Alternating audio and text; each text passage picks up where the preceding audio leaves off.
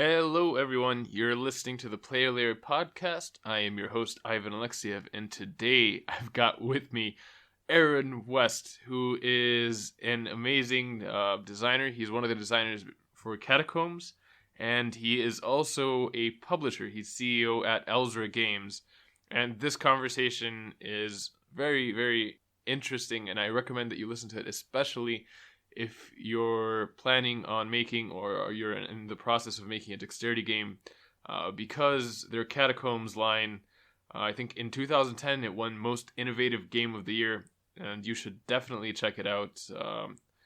You're flicking discs in a fantasy setting, and it's dungeon crawling with flicking discs. It's amazing. But in this conversation, we talked a lot about publishing as well, because he is really like a master at his craft as a publisher.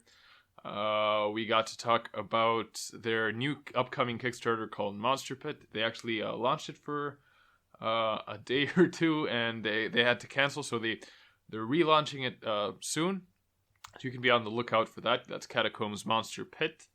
And he gave some really good advice about becoming a publisher and pitching to publishers, because he's taken a lot of pitches from designers. And just on a whole, I think you will really enjoy this conversation. I sure did. And thank you so much for listening.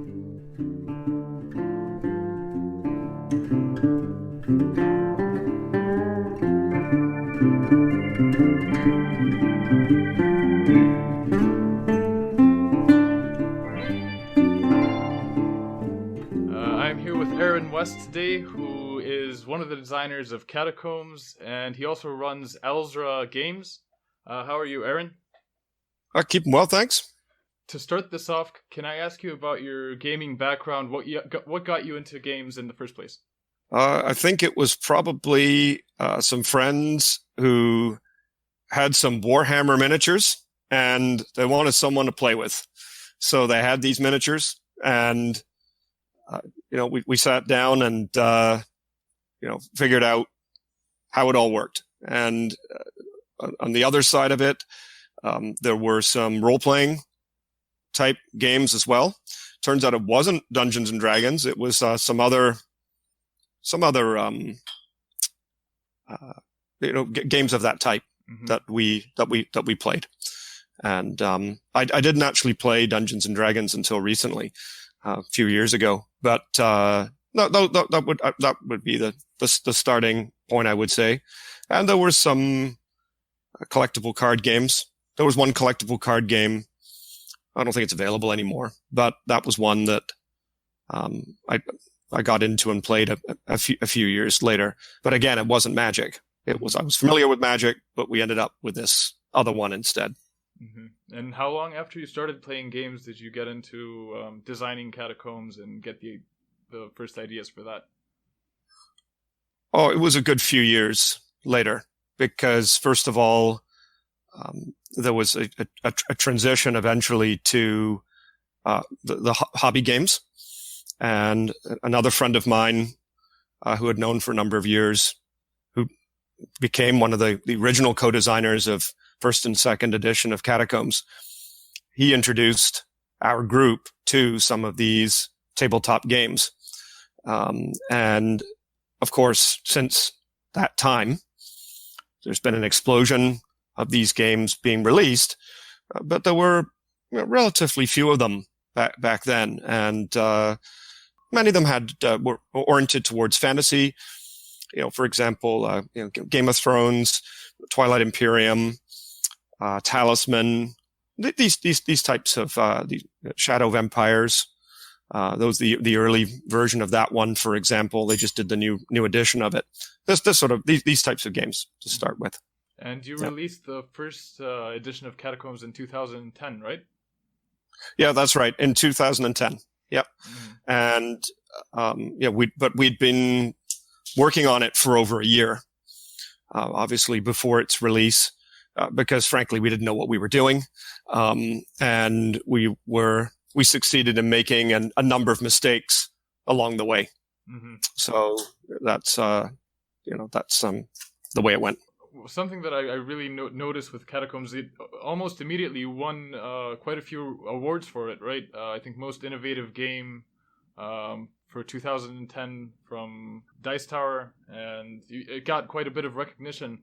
But then for the next edition, you decided to really change around the artwork and atmosphere of the game, because the first edition was quite dark, and you went with a more like colorful and maybe a bit like sillier would be a way to describe it. How did you decide on making that like stylistic choice? Well, it really just happened organically. We noticed some stickers by Quanchai that had been posted online, and I liked what he was doing, and we had some initial conversations. And then when I decided that I would proceed with third edition and put it on Kickstarter, there was an opportunity there to change the tone of the game, change the style of the game, come up with something new, different, hopefully innovative, fresh again. And that, Quanchai and I had another discussion and really started working together. And that's how third edition was born. It was a very natural and organic process, I would say, because, I wanted to move forward in the industry, and Quanchai wanted to get really started in the industry. So it was very natural for us to want to work together. And we had good chemistry, and, we were, I really sort of gave him pretty free rein to imagine the characters the way that he wanted to. So, he had his initial stickers, and then he was able to go from there and to really build it out the way he would like. Tell me about the process of what publishing that first game was like, and how different it was 10 years ago. First publishing first and second edition, or publishing third edition? First and second edition, and just getting into the industry. And what was your like background before that? My background was in software development, and it remained in software development for a number of years. So I had a software company on the side. And I kind of say that, but I mean, that was sort of the main thing. And then eventually games just crowded all of that out, and I had the opportunity to get out of software and transition into tabletop games full time. And I decided to do that. And a lot of my software development background informs how I run the company, because we really think of it as being like a digital process, but we just happen to output to cardboard at the end. So it's very digital.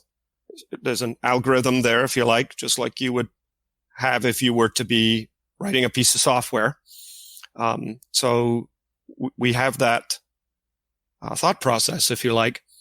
And then it just so happens that the components emerge and are realized according to some of the limitations of physical components. So that was my original background. But when we were really looking to do first and second edition, there wasn't the same degree of interaction that you can have now with the factories. Communicating with the factories felt like a fairly exotic process. You had these people on the other side of the planet. Of course, there was the internet, obviously, but you didn't necessarily have the opportunity to meet with them face to face and to speak with them. It was all done over email. There may be some calls as well, but in terms of being able to sit down with someone, say at a trade show, many of the factories now are represented at the various trade shows. You and I have spoken before in the past. You've been to Spiel. You've walked the halls of Spiel, and a lot of the major factories are there, right? You can just walk up to them. They're in brightly colored T-shirts. You can speak to them, and it's a very much easier really to deal with people once you've seen them. So anyway, that was something that was very different. Of course, the crowdfunding aspect of it, very different as well. When we got started, we had to be pretty conservative with our print run size, and we were financing it all ourselves. And I've said this before. I mean, we had no expectations for how this thing was going to go when we put out first and second edition Catacombs. We just literally just released it, and we really thought that we're going to have a whole load of these things in the basement, and every year for the rest of our lives, we're going to be trying to give them away at Christmas. Well, it was so. That's what happens to some publishers. That's the truth of it. It is, yeah. So we're very grateful for the fact that there was pretty much instant recognition. It just sort of felt that way.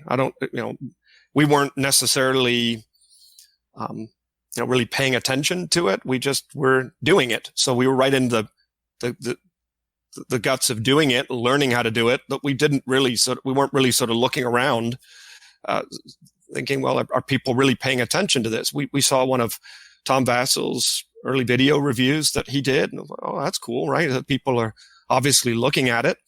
But beyond that, it was a surprise when it received some of those awards, and we were very obviously very pleased, and very very grateful for that. Mm-hmm. So you were funding the whole thing yourselves for the first print run. That's correct. Yeah. Now, how big was your team? Was it just your game group? I know it's listed as 4 designers for the Catacombs First Edition on Board Game Geek. Yeah, it was. There was 3 of us. There was Mark, Ryan, and myself, and we were all, doing different tasks. But because I had run, businesses before, I was doing, I was involved in participating in the design work, but was really involved more in the business development side of it and kind of getting it all going and off the ground and kind of seeking out the industry contacts and all that sort of thing. So, it was definitely a collaborative effort in really shaping, what the product became, and some of the choices that we made, back when we really had no idea what we were doing, has still informed the product to today. Some of those choices are still there. We talked about this last time, but I think you're the only publisher who only does dexterity games. Could you tell me what are the sort of drawbacks and the positive aspects of a dexterity game? Well, there's obviously, in a way, it's different enough that meaning that by playing a dexterity game, it's different enough that you automatically put yourself into a niche can be different from other conventional tabletop games. So there is that aspect to it. But it means to say as well that you're thinking about the physics of the components and how the components will interact as they move around, sometimes independently. And these are some of the challenges that you just don't have in a conventional game. Like if I put a meeple on a square in a conventional game, it's not going to move.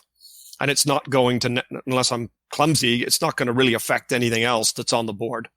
But in a dexterity game, especially the way something like a Catacombs is structured, that decision, that input, if you like, of me, say, executing a single flick, as we would say on a piece, it has the capacity to potentially affect the entire game state.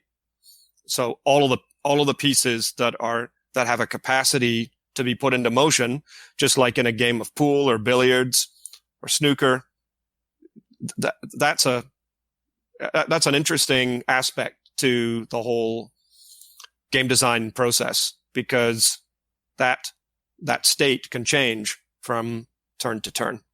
Mm-hmm. And how do you go about playtesting games? Well, there's obviously a lot of play testing, and we have to have a sense about, the skill level of the players.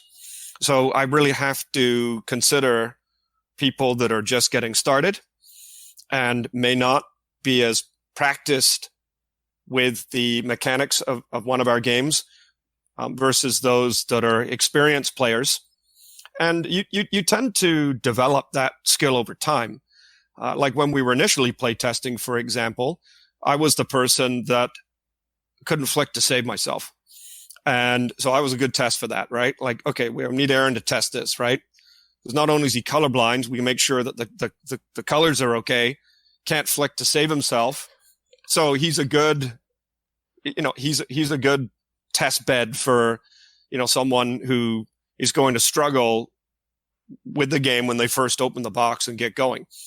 But it's interesting over time, as you do it more, like any skill, like I unfortunately, I can't fulfill that role anymore because I'm pretty good now. Right. So, and I'm pretty, you kind of get to know like the degree of control that you need to, to send the pieces where you want. So it is definitely, when people tell us sometimes, oh, I'm no good at dexterity games, you won't be good at them maybe at the start. But if you practice, and we encourage people in our rule books to practice, if you practice, you will get better and you will be able to play them. And that is a skill that can be learned if you're willing to apply some effort to it. So, I always just encourage people, when it comes to dexterity games, keep an open mind. I mean, there could be one out there that doesn't have to necessarily be from us, but, we tend to be sort of one of the main publishers of dexterity games, but there's others obviously out there. Give one a try, and who knows? Be open-minded. You may like it. Yeah, for sure. And it's funny to me because, as you know, our first game was also a dexterity game, and right, yeah.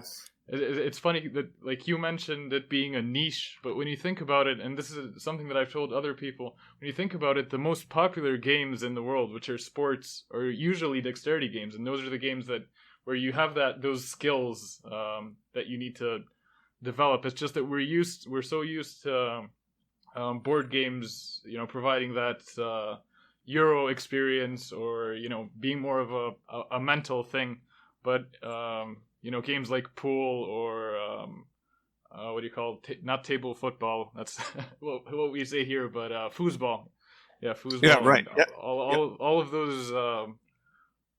All of those are popular games, but in the hobby market, it is a niche. Now, I want to ask you about your last project, which was Catacombs Cubes. It's a bit different from the flicking discs, and it even has a solo mode, which is interesting for a dexterity game. Could you tell me about just a quick sort of pitch of the project, or elevator pitch? Well, Catacombs Cubes came about because I have a friend of mine who lives in Ontario, about an hour away from where we are, and he had a game that he had been developing for a number of years, and I had the opportunity to see it, and I really fell in love with it, with the concept that he had come up with, because what it reminded me of was building Lego, which is one of my favorite things to do still to this day. Every year my mom tends to give me a Lego set for Christmas. So she's giving her the young son in her mind and heart, like a Lego set is something to enjoy doing. So lately, just as an aside, I've been exploring town Lego again, especially the fire stations and the fire trucks, because my job seems to involve putting out fires. When you're running a business, you're firefighting all the time, right? Got to get something done and then go over here and get something else done. So we have fire trucks now behind me in my office, as opposed to the usual, more like space Lego is what I was typically into. But anyway, Catacombs Cubes reminded me of building Lego, So you have a plan that you had to follow for a particular type of building, say like a church or a granary or a wizard's tower or something like that. And there's different ways that you can take these shapes that you're drafting, these nice big wooden shapes, and you're putting them together. And so it's a stacking form of dexterity. And so, because there is actually some balancing involved as well. Balancing is not necessarily the central focus like some stacking games are. Obviously, the mass market Jenga is a good example of that. You have to stack these blocks, and you must prevent the tower from falling. So that's not the focus. But you do take these shapes, and you do have a plan, just like a little mini Lego set, and you're expected to take that plan and look at what I have, look at my resources, and I can actually transform those resources too. So just because I drafted these resources, there is opportunities in the game to say, okay, well, I might have got a T-shaped piece, for example, but I really just need a corner piece. And there's a way that you can actually chisel off that one side of the T piece, if you can imagine that, and end up with that corner piece that I need. And in some cases, you get to keep that extra cube, and in some cases, you don't. But that was the that was the premise behind it. That was the engine, if you like. And then we had this tile laying aspect to it, where if I finish my plan, I get to take my completed building and add it into the town. And those buildings were beautifully illustrated by our artist, Dennis Martinetz. This was our first time working with him. I was waiting for an opportunity for a project that would allow Dennis and I to work together. And Catacombs Cubes seemed to be a good fit, a good starting point. And actually, he's quite close to where you are, because he's out of Ukraine. Mm-hmm. So definitely, and you're part of the world. And that it took us some time to develop. Obviously, I got involved with Ken and gave some input to him, some ideas, and we shaped the game. But it's a design where it would have been very easy for us to have added a lot of complexity to it, and we really wanted to keep it more family friendly, and really orient it towards potentially like being more of a gateway type game. So, I mean, there's still quite a bit in there, including the solo mode that you referred to earlier. But but we think that we struck the right balance. And I decided to situate it in the Catacombs world because we don't publish very many games. And when we do, it's a nice opportunity to tell a bit more of the story about Catacombs in the background. And that was really my purpose behind it. I mean, probably from a marketing perspective, I probably should have just said, call it something different. Catacubes were one of the names that some of the backers of the Kickstarter suggested. I thought that was a pretty good name, but I decided to just go with the put the Catacombs branding in there, because in a way, for me, it was telling the story of this town.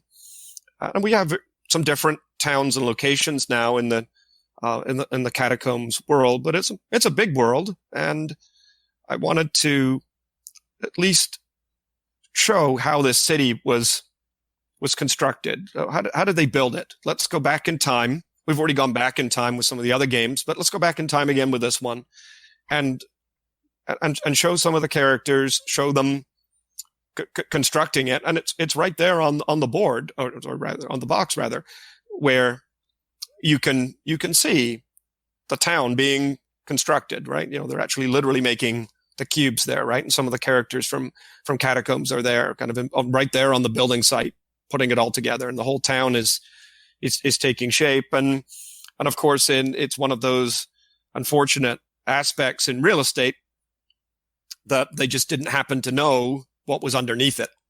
So, they built this town, they found it, it seemed to have all of these ideal qualities of a building site, but then unfortunately, who would have known that there was these caverns underneath it, these tunnels, these passages, and of course when we go down deep enough, there's maybe something there that's not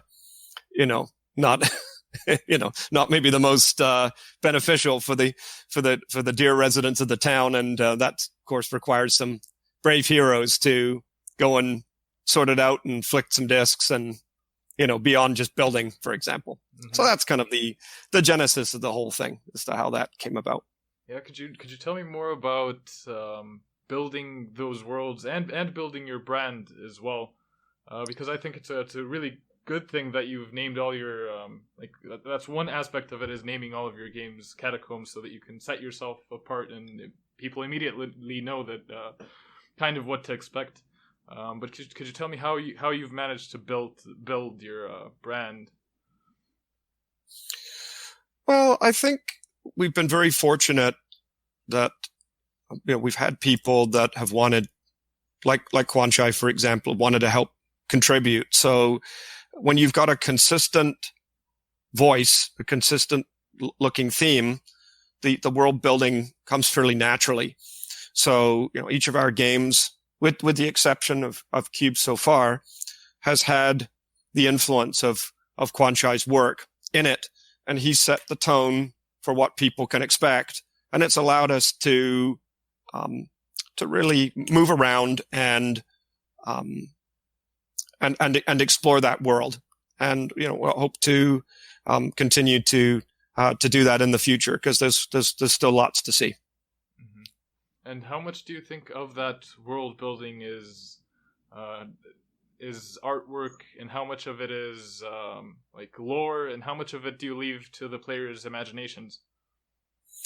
Well, I think it's a little bit of everything. We've got the way that the characters are depicted in Quanchai's style, but I've certainly developed some of the lore as well, and we kind of hint at that. But a big part of it, especially when you're engaging in some of these dexterity games, there's a lot of kind of natural narrative that starts to evolve anyway, just by virtue of the fact that you're playing the game and, I flicked this guy and he ended up exactly where I needed him to be, and could imagine him, charging into combat or something like that. And in a way, the game tells a story itself, right? Hey, remember when, you pulled that amazing shot off and we were able to beat the dragon or whatever. So I think it's really, there's all three pillars are important and beneficial, because you can use Catacombs, 3E really as a role-playing game, and people do that. They'll take it, they'll make up some characters and things like that, and then they'll work in the dexterity element, almost like rolling dice. And this is something that we will explore more in the future. I think over time, it'll be natural that there'll be sort of like a Catacomb style role playing game at some point. We'll probably do it, but instead of dice, maybe there's a dexterity related skill test that you have to do instead, something along those lines, maybe. That sounds really cool. Could you tell me about your next Kickstarter project? It might already be up by the time this podcast is up. Well, we've got a couple actually in development. The next one will be for Catacombs Monster Pit, but we're also actively working on Phantom Division, which is a game that won't necessarily have Catacombs in the title. But to talk about Monster Pit, this is, I'm hoping people feel it's a pretty special product, because this Kickstarter will be occurring during our 10th year of publishing games. So we're trying to give people a little bit of everything. So it's a standalone game, And there, as part of this standalone game, there's an overworld part, if you like, right? So you play this overworld sort of experience, and then you go into the underground, into the monster pit. You actually go into it. So first of all, you have to deal with the threat of the monster pit. Okay. And that involves heroes coming together to deal with that threat. So, okay. So now we've discovered it, right? It's something has crawled out of the earth, and we've got a problem here. Okay. So we have to get the defenders to the gates and hold this thing off. Okay. So now we've beaten it back, but now we have to go underground, and okay. So now we need some volunteers to get some torches, get some weapons, and proceed into the monster pit to deal with that threat once and for all. And so that's how the game is structured. But there's also expansion content for Catacombs 3E and a solo mode too. So this is how it all comes together into a nice package, and we think people will find this interesting. And one of the versions of the game will include a double-sided playmat, which will be a nice big one. So that will really help immerse people in the game, because we know people enjoy our using our playmats, for example. Yeah, I'm sure that you've gotten them down from so many years of finding those materials and components that work best for a dexterity game. I think that's probably one of the more difficult aspects of like manufacturing. Yeah, that's right. Yeah, it can be challenging. I mean, it helps to, you definitely have to vet your factories to ensure that they can do it properly. And, there's, sometimes they can trip up with that for sure, because, you warn them and say, well, look, this is different. This is not what your normal game is, right? You got to be very mindful of what you're getting into with this. Oh yeah, no, we can do it. Yeah, I know. You always say you can do it. But just be mindful of it. So we always encourage them to be, the factories that is, to understand what we're trying to achieve here. Making something like Catacombs is not easy. That's for sure. It's not for the faint of heart. It's, based on some of the experiences we've had with various factories and in different parts of the world, it's a game that they really struggle with. That's for sure. It's, people, that they'll say to us, well, why is it changing again? Well, I don't want it to change. But if you're if you have to move to a different factory because they did something that you were not satisfied with, then you have to set everything up again. And if you're setting it all up again, that's a labor-intensive process. You might as well make some improvements. Not arbitrary improvements, but if you've received some feedback about something, you might as well try to make it better. Take our wall system, for example. The first version of Catacombs didn't have any walls. So, of course, people rightly complained, well, stuff's ending up all over the family room. We're flicking these discs and we spent half the game looking for them. Okay, so that's a problem. So with third edition, we came up with the first printing of it. We came up with our first iteration of the wall system. And it had cardboard pieces that fit together. Then we went to the next iteration of it. Well, it had hinged pieces and plastic clips that held it together. But then we still had those troublesome hinged pieces, because sometimes when they die cut them, there wasn't enough material holding it together properly. Okay, so that wasn't necessarily optimal. Okay, so next version then, we were able to get rid of the hinge pieces and use a custom plastic stand so that you could actually fit them together either in a straight formation or, the two ends would connect in the middle of a cross, and so you would have effectively make a corner piece. So we're always doing our best to, take the experience that we have with a particular factory and feed it into what we can do to make the product better with the next factory. And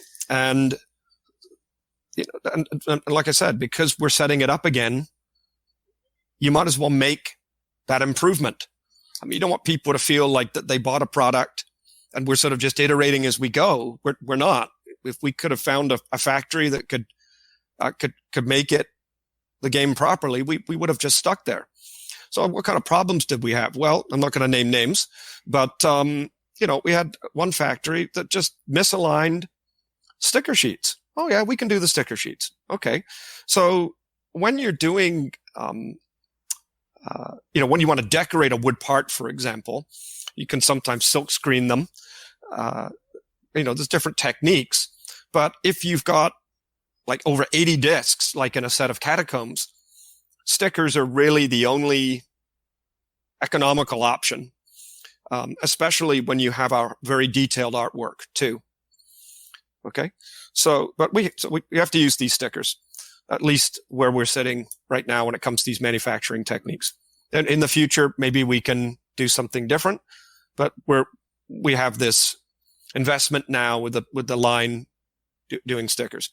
So anyway, these misaligned stickers. So, and it just affected like so many of the sets. And it was this one particular monster, for example, that was frequently misaligned. And, obviously that was pretty frustrating. So with the next printing of third edition, I almost was at the point of saying, you know what, we're going to get rid of that particular monster. Just take it out. We could so many, but then we knew people would be upset about that. So, we decided to keep it in. But, so that was one. Then the other issue that we had was, issues with cardboard and humidity control. So it's important in a dexterity game to have a flat surface where you're playing. That's pretty obvious, right? The only problem is that cardboard, given a long enough horizon, will always warp. I mean, you can do every humidity control technique that you want, but you're going to get some degree of warping. And for a lot of board games, it doesn't really matter, right? I mean, everyone gets a slightly warped board sometimes from any manufacturer. You open it up, oh, yeah, it's a little bit of a tug on, like on the opposite side, it sits flat, it's fine, no big deal. But with something like Catacombs, it's very important to have it lay flat. And so this is our experience with different manufacturers with this property of cardboard where it would warp really led us to exploring neoprene mats. And the neoprene mats are far superior. And once you've played on the neoprene mats, you're really not going back to cardboard again. We every time we iterate on the product, we hope that we improve the product.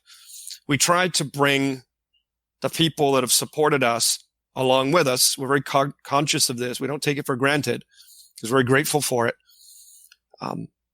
We try to bring them along by offering upgrade options at what we hope is a very nominal cost. Now, of course, for our upgrade set 4.3E that had all the play mats, that was pretty expensive for us to offer that. And I don't know of any other game to date that's put 6 double-sided neoprene play mats in one box. I don't think such a product exists. We're the only one, as far as I know. Because, you can sometimes see products out there that have like one companion neoprene mat, for example. We've got 6. And of course, there's more in development. And Monster Pit has a neoprene mat. And when we reissue Catacombs and Castles, our team-based dexterity game set in the Catacombs world, it will also have a neoprene mat. So some of our players already have that Catacombs and Castles neoprene mat. We offered it to them as an upgrade, but now we're actually going to roll that upgrade into the main product. But of course, we have to present it a little differently. So these are all some of the challenges to come back to your original question about, the components and working with the factories and that sort of thing. Yeah. It's I think it's just so specific with Dexterity games in general that it's especially with Catacombs. In fact, not just Dexterity games, because there's games like Flick 'em Up and where you don't actually need a board, but with Catacombs it's super important. Could you tell me about because you recently started publishing other designers' games? I think Catacombs Cubes is the first one where you were the first game where you took a design from outside of Elzra, right? That's right. Yep. Yeah. And could you tell me what you kind of expect from a designer who wants to pitch to you as a publisher? So, like, how is your publisher mind different from a designer mind? Well, we do get a fair number of people pitching games to us. And obviously, because we're a smaller publisher, we don't put out very many titles. There's publishers that have a business model where they want to release a lot of games and see what sticks, right? So we put a big, bunch of hay outside, and we'll see if we have any takers on it. We tend to be a bit more focused. I would say more like a Stonemeyer type approach, where we would be looking to release 1 or 2 games a year at the most, so that they have the opportunity to find an audience in the marketplace. So there's certain games that we just simply don't publish. What are they? They're games that I'm just personally not interested in. So games like dating games, I get guys pitching those to me. I'm not interested in dating games. Party games, word games. These types of games are they're just too simple. There's nothing wrong with them, of course, and I do my best when people write to me about them to suggest some publishers that may be better for their design. Like, just because we happen to publish games, there's a wide spectrum of games out there, and there's certain publishers that specialize in those types of games, and that's what they do, and they have experience with that, and those types of games have their own challenges. We also don't really publish anything like Cards Against Humanity or anything like that, because we like to have a nice family-friendly brand. Like, I wouldn't publish a Cards Against Humanity, for example. I mean, I get it, again, there's an audience for that stuff, but not interested. And we wouldn't ever publish anything like Simon's Hate, for example. I get it. Again, that's an IP. There's people that like that sort of thing, but I think our world's got enough of this. Like it's almost like it's our world on steroids. If we took the tribalism that we find across our planet and turn it up to 100, that's probably what it would look like. So I don't really want to encourage anything like that. We like to just keep our games situated in another world, if you like. Doesn't always have to be the Catacombs world, of course, but something where people can feel like that they can leave their daily challenges on Earth and enter a new environment, have some fun, put aside the worrying about the bills, and just have some fun with their family. So that really sort of informs the type of games that we would consider. So we don't want anything that is too adult or mature audience, like a Hate, for example, and we don't want anything that's too simple, like word games and dating games and party games, trivia games, all this sort of thing. So that still is a nice, broad spectrum of ideas that we can explore. And in terms of themes, I typically like themes that are either sci-fi or fantasy. I mean, if someone was to approach me with like a Western game, for example, I probably wouldn't do it. I mean, you're typically working on a game for about 1 to 2 years minimum, and I'm not gonna spend 2 years on something that doesn't necessarily interest me. I mean, another related example would be something like sports. People approach me about sports style dexterity games. And again, it's got no problem with that. But after some reflection, it just wasn't where my heart was in terms of doing something along those lines. Life's short. There's already a lot of games out there. I really just want to be focused on putting out the games that are motivating, interesting to me personally. And those tend to be the ones that are situated in a fantasy or sci-fi theme. So you can see how when you consider all of those points, it really restricts the number of possible games, because we're now really oriented towards sci-fi and fantasy, more expert games. Certainly dexterity games are an obvious wheelhouse of ours.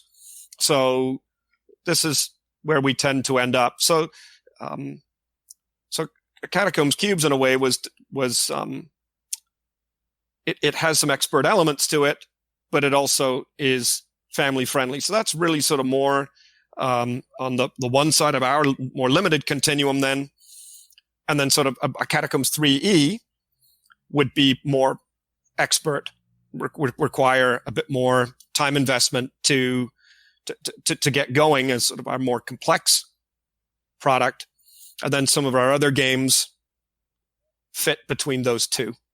Because Catacombs Conquest obviously is an introductory dexterity game that uses our system. And then Castles would fit somewhere between Conquest and 3. So we try to put everything on that kind of line of complexity. And we can tune those knobs once we have the theme down to really get the product to where we want it. Mm-hmm. So that's my approach to it. So the bottom line is that, if you've got like a silly word design or something like that, silly word game design, pretty much guarantee I won't be publishing it. Yeah. No, it's really important because most of the audience is game designers, and I think the main takeaway for me would be to research the publisher and what types of games they've published before, and whether your game fits. But like you said, you can also give advice to designers where they can go to if it's not something that interests you. And I do my best to do that. Mm-hmm. Yeah, I don't just close the door and say not interested. I do my best to think about. There's other publishers out there. Okay, well, this game when I saw your design, it reminded me of X. These people do something like that. Go and talk to them, and see what they and see what they say. Now, outside of publishing and making games, do you have time to play other people's games? And what kinds of games do you play in your free time? I definitely have time to play other people's games. And in fact, it's very important to me that I do so. I'm very fortunate that Ryan enjoys, so one of the original designers of Catacombs First and Second Edition, he enjoys collecting games. I don't personally. So if I do kickstart a game, for example, and the game arrives, I analyze it and give it to him, and let him look after it. But to answer your question, I play a variety of different games, area control style games. So ones where you do have, what they now call negative interaction, and player elimination. So I play those types of games, but we also play a lot of Euro games too. and some card games. I don't keep up as much with what's happening in the collectible card game market specifically, because that's just not something that we really have time for. I'm sure that I could lay my hands on my brother's Magic cards somewhere. I think they're at the office, so I could dig out some Magic cards. But we tend to play with larger groups, 3, 4, 5 players, sometimes 6, sometimes even 7. So no, that doesn't happen as much these days, of course. But we are definitely looking at new designs as they're emerging, and so we have our classic ones that we like, but then we also have the new games. So to give you some examples, I recently tried Maracaibo. I've played that a couple of times. Still don't obviously have a head for the strategy yet because I'm still sort of really learning it because there's a lot to it. But I did enjoy my experience with that one. Another one was Coloma. Now that is a Wild West theme game, and we enjoyed playing with that one. We also it was a slightly older game, but older being relative. But we did play quite a bit of Tyrants of the Underdark. It was one that from Gale Force 9 we found that, and again, because we quite like the fantasy theme, we ended up experimenting with that quite a bit as a fairly contemporary deck builder. Just trying to think if there was anything else. I did get as I mentioned before we started recording, to get the new version of Struggle of Empires in, but we haven't had the opportunity to try it yet. So I'd like to take a look at some of the improvements they've made with that. Looking forward to giving that one a go. And oh yeah, that's right. I've only played one game of it so far, but played another game actually as a Eastern European theme, Rurik. Mm-hmm. I don't remember the publisher, but that was one of their first games, I think. And that was interesting to see how they developed this particular action selection mechanic. So always like looking around and seeing what people are doing, because obviously there's a lot of innovation in the hobby, and Ryan tends to buy the stuff that interests him, that he thinks will interest the group, and he does a lot of research. So if it makes it to our gaming group's table, it's got to have something different or interesting or innovative or something that's caught his eye, for us to take the time to play with it. So all of those games that I mentioned are all interesting and worth checking out if you think that they would work for your group. Yeah. My final question for you, because we're kind of towards the end, would be what I usually ask most designers and publishers I have on here is, what would your advice be to someone who's just getting into the industry, whether they want to become a publisher or a game designer? What would be your advice towards them? Well, for becoming a publisher, the advice is very simple: don't do it, because it's very complex, and you've got to be prepared to wear a lot of different hats. I mean, people think, "Oh, you're game publisher. That's cool. You're just playing around with games all day." Nothing could be further from the truth. In fact, what you're really doing is, understanding your supply chain.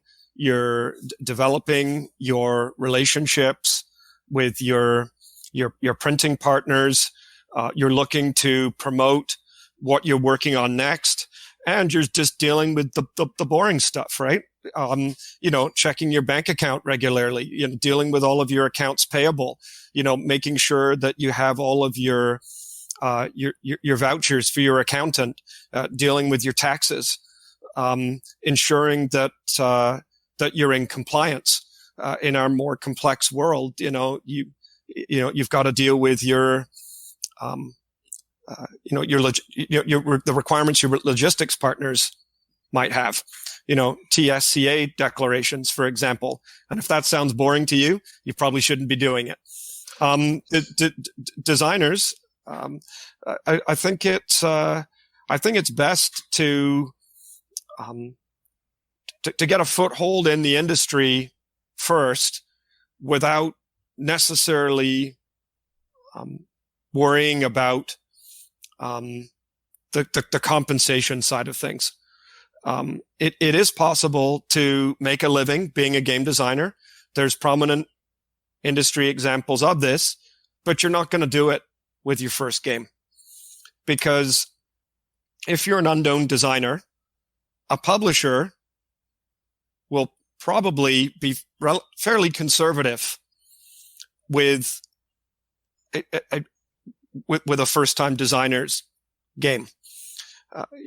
They'll probably print a few thousand of them, maybe less. They might even just go right to, say, your traditional minimum order quantity and put it out there and market it, one would hope, and see how it does. Well, your royalty rate on that is some pocket money, to maybe invest in some equipment and things of that nature, but not necessarily going to be enough that's going to sustain you, okay, as a designer full time. So it's a very incremental process, and and I think there's a fair bit of luck involved as well. There's a right place, right time element to it, because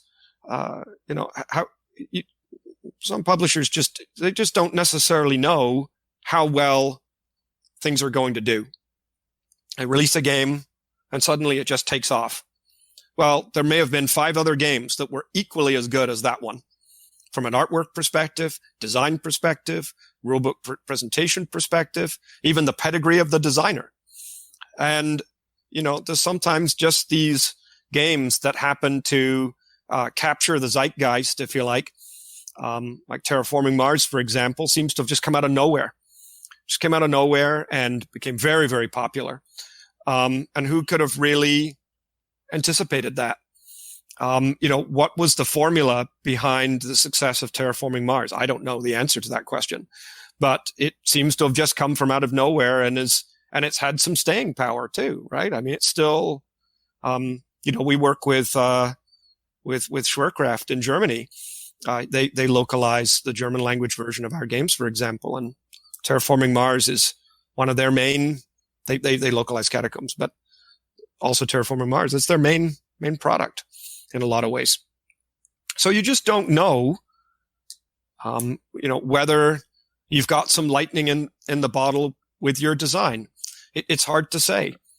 You could have a fantastic design and it just doesn't really perform in the way that you expect. Another one comes almost from out of nowhere, first time designer.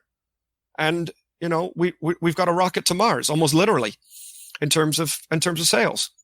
So this is what I think is very interesting about this industry. There's a lot like really oil exploration. You just don't know when you're going to have that big strike. We hit oil against all odds and we've got a gusher here, right? And it's just, suddenly we can't print enough of these things. And other ones, yeah, there's oil. It's doing okay. It's fine. So it's very, very hard to predict. And so this is what drives some publishers to say, okay, well, let's maximize our chance of finding a gusher. We have the financial resources to be able to just promote a whole load of product, and we'll see if there's a needle in the haystack somewhere. But we don't have the resources to do that, so we have to be more selective. And this is how we do tend to integrate it in with some of our existing properties, and we are looking to develop new ones as well with our upcoming Phantom Division game, for example. But I think the takeaway advice is publisher, really think hard. If you just happen to fall into a whole load of money and you want to invest in some of that and figuring out how to make games, like, okay, well, that's fine. But if you're just looking to quit your day job and publish games tomorrow, I'd say, well, think about that. It's there's a lot of publishers out there. Some of them are extremely well capitalized. Deep pockets. You're going up against those guys, right? Every day. That's how we really appreciate our supporters, our customers, keeping us in business, keeping us in the game. And from the designer side, just have a very modest expectations. Look to get your game published first by a reputable publisher, and hope that there's some longevity to it and some staying power. But even just a single printing, just to get your name out there, even if it's not a Terraforming Mars, for example, but it at least allows you to say, well, I've done something in the industry. I've got a published game. Maybe you haven't heard of it. Well, there's a lot of games coming out. Well, that's okay. But at least it starts that process. And then you learn, what's required. I'm working with a designer right now where he wanted to put 40 of a particular component into a game. And I said to him respectfully, well, that's going to be pretty challenging from a budget perspective. So even just working with the publishers, the new designer, to understand some of the financial constraints. You can't just take 40 of a particular, in this case, fairly expensive custom component and just saying, oh yeah, we're going to put 40 of those in the box. And so I had to invite him to think about it. Yeah, you've got a kernel of a good idea here, but we have to cut these numbers down to make this a financially feasible product. And so this is another thing that's important for designers to understand. When you're starting out, you've got a virtual space. You can take whatever you want off the shelf. I can get 5 game boards here. I can get 100 meeples over there, 50 wood cubes over here, and I can put them all together. I got my prototype and I'm carrying it around and I'm showing it to people. Great. Okay. But each one of those things has a cost. Every one of them. There's tooling costs, there are fixed costs, and then of course the actual production costs. And and there's complexity too. Oh, I'm going to have the whole spectrum of the rainbow in my game, for example. Well, colors are challenging, right? Matching colors between print and wood. We saw that in Catacombs cubes, for example, right? The wood, the way the blue was reproduced on the tile was different from the way that the blue was reproduced on the punch board, right? And so these are things. This is something that we would have preferred to have optimized, right? And it was basically a minor calibration issue that occurred. But these are all things, but this can affect your design if you've got the whole rainbow of colors. So my point is, printing these games is a very, very complex process. There's a lot of engineering and technical elements in it. And it's easy to, when you look at a well-produced game and say, oh yeah, they just kind of grab things and, they curated the things, they put it in there. Well, everything that's in there is a cost. And, it's a good idea to be mindful of that.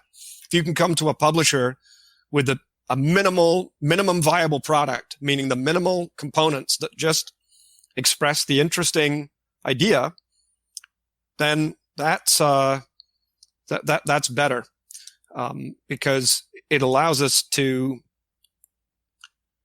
look at the game and consider it and say, okay, yeah, as a first-time designer, for example, with this small amount of components, we could potentially take a chance on it and put it into production and not break the bank, on a very complex, elaborate design. So that's my current thinking on that front anyway. Thank you so much for coming on the podcast. It was just amazing to talk to you. Well, yeah. Well, thanks for having me. And of course, check out our upcoming projects, Catacombs Monster Pit, maybe on Kickstarter by the time you hear this. But definitely next year, look for Phantom Division, which is our new sci-fi game that's coming. That's got a lot of strategy, but some dexterity in there as well.